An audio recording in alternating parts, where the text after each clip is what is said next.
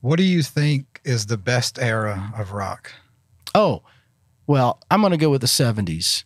The 60s were kind of the groundbreaking, like there was no blueprint, and they weren't looking to become stars in the 60s. You know, you had the Beatles, the Stones. They thought, well, this will be a hoot for a couple of years, and then we'll go back to finding real jobs, right?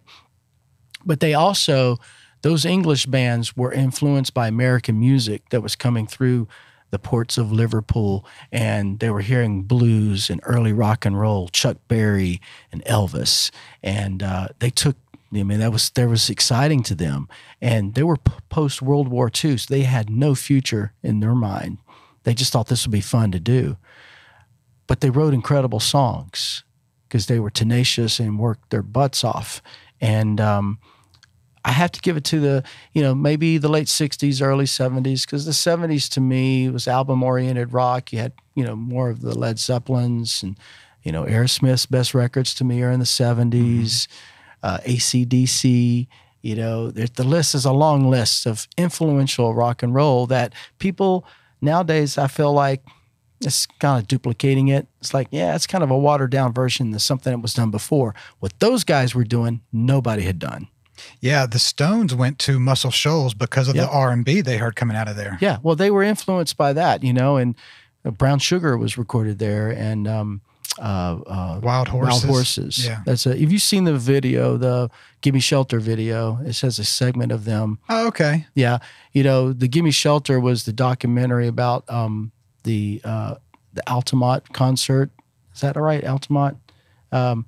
Basically bookends Woodstock. Is that the Hells Angels story? Yeah. When someone got killed. Yeah. It ended like, you know, the peace movement pretty much in some ways, some would say. Leave it to the Hells Angels. Yeah, exactly. Sorry. Who would hire the Hells Angels to be security? I mean, really?